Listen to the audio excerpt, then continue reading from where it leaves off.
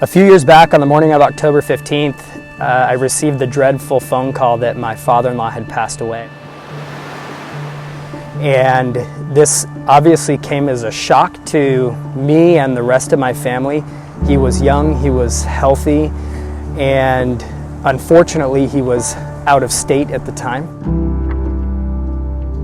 He was on a normal weekend out with his grandkids. He used to love to take the grandkids to football games and really made an effort to try and do that each year during football season.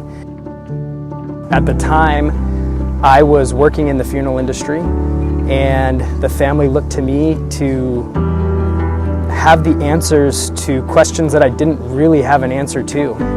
I couldn't believe all of the decisions that had to be made, all of the permits and things that we just had no idea you had to do when someone passes away just one state away. And not to mention, it was extremely expensive.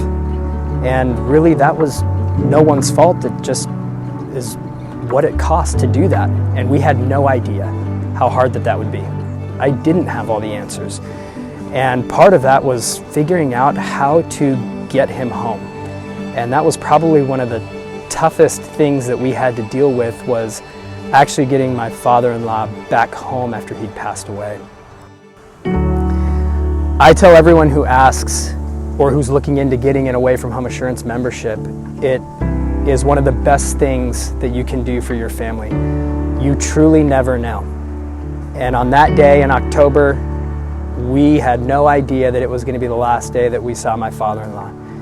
And I can't imagine how much easier it would have been if we would have been adequately prepared.